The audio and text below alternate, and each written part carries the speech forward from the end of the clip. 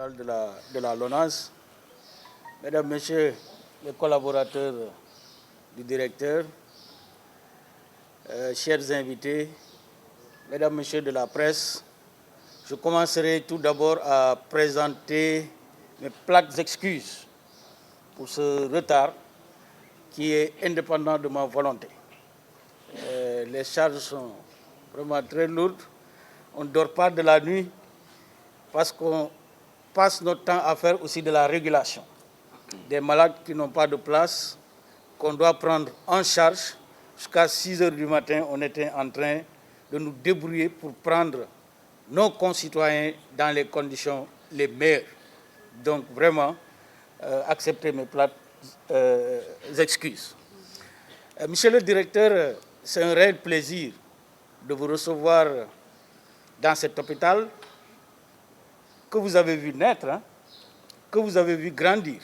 Pourquoi je l'ai dit? Vous avez été directeur de la coopération. Le financement est également passé entre vos mains. Donc c'est un hôpital que vous connaissez, c'est un hôpital que vous chérissez. Aujourd'hui, vous l'appuyez. Je pense que vous êtes constant dans votre action, vous êtes constant dans votre façon de faire. C'est vrai que vous êtes directeur de la LONASE, mais vous êtes également digne fils de Guédiawaye. À la limite, vous n'habitez pas trop loin de l'hôpital. Donc, je pense venir à l'hôpital nous appuyer, vous n'êtes que dans votre rôle. Et là, je pense que vous l'avez affirmé. Et si tous les dignes fils de Guédiawaye faisaient la même chose, si tous les dignes fils de ce Sénégal faisaient la même chose, on n'aurait pas besoin de faire une quête pour un quelconque individu pour aller se faire soigner à l'extérieur. La santé n'est pas seulement une affaire du ministère de la Santé, encore moins une affaire de l'État, mais c'est une affaire de tous les Sénégalais, de toutes les entreprises sénégalaises, et par conséquent, tout le monde doit y mettre sa main. Aujourd'hui, vous apportez votre contribution, encore, parce que ce n'est pas la première, et vous projetez d'en faire davantage. Je pense que ça, nous ne pouvons que nous en réjouir et vous remercier au nom de l'ensemble des travailleurs de l'hôpital Dalal Jamm, au nom de l'amicale, mais également au nom de tous les malades qui aujourd'hui ou demain auront à bénéficier des soins de cette structure hospitalière. Permettez-moi, monsieur le directeur général, de dire simplement que Dalal Jamm, aujourd'hui, dans cette lutte, constitue quand même une épine dorsale par rapport à la stratégie du pays. Dans la première phase, nous étions à 50 lits, nous sommes montés à 70 lits, ensuite à 200 lits, ensuite à 211 lits, faisant de Dalal Jamm le plus grand centre du pays. Aujourd'hui, avec cette deuxième vague, nous sommes à 97 lits installés et à l'heure où je vous parle, il y a 91 malades confirmés qui sont à l'intérieur avec une vingtaine d'accompagnants. Au total, plus de 100 personnes à l'intérieur, nourries, blanchies, à la limite, prises en charge. Ce n'est pas une mince affaire. Ça demande des moyens, ça demande toute une stratégie, ça demande toute une logistique. Dalal Jamm, depuis le début de la pandémie, a pris en charge son premier malade le 27 mars 2020. À l'heure où je vous parle, nous sommes à plus de 2100 malades pris en charge dans cet hôpital. Nous sommes à 1900 malades qui sont sortis, soit un taux de guérison de plus de 90% supérieur à la moyenne nationale. Nous avons malheureusement quand même déploré des décès. Et je dois préciser que ces décès sont des cas très sévères.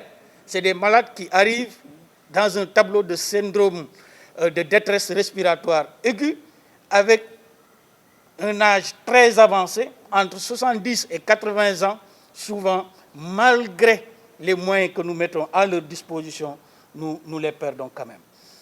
Nous avons une unité de réanimation de 6 lits que nous comptons étendre à 12 lits. L'État du Sénégal, via le ministère de la Santé et de l'Action sociale, a fortement appuyé l'hôpital en mettant à sa disposition un important lot d'équipements. Aujourd'hui, l'IRM a fini d'être installé dans cet hôpital. Le scanner est en cours d'installation. Des générateurs de dialyse, 2 générateurs au niveau de la réanimation sont également disponibles. L'unité de réanimation fonctionne. À l'heure où je vous parle, nous avons démarré les interventions chirurgicales. Nous avons même fait accoucher une dame à l'intérieur du CTE. Le bébé est bien portant, la maman est bien portante. Ce qui veut dire que les équipes de Dalal Jamm aujourd'hui se donnent corps et âme pour répondre favorablement à la demande des populations. Donc vous sentir à nos côtés est vraiment très rassurant. Vous sentir à nos côtés va nous pousser davantage à véritablement nous surpasser. Sentir la LONASE également à nos côtés est simplement signe de reconnaissance parce que simplement, comme vous l'avez dit, la fortune aux souscripteurs et le bénéfice aux populations, faisant partie des populations. Aujourd'hui, vous nous montrez encore que nous bénéficions un peu des fonds de la LONASE. Et donc, ce que vous venez de me dire tout à l'heure, peut-être vous ne voulez pas le dire en haut, mais vous avez d'importants projets pour la LONASE. Monsieur le directeur, la politique ne peut pas aller sans le social. Si être à côté des populations, leur apporter assistance, les aider, leur permettre de travailler dans de bonnes conditions ou de prendre en charge les malades dans de très bonnes conditions, si c'est ça faire de la politique, et même, monsieur le directeur, faites de la politique et nous serons avec vous. On ne peut pas faire de la politique sans pour autant faire du social. La politique et le social vont de pair. Donc vraiment, monsieur le directeur, c'est ce que je voulais dire à votre endroit et à l'endroit de l'ensemble de vos collaborateurs. Permettez-moi de placer juste de façon très succincte des mots en Wolof pour la presse.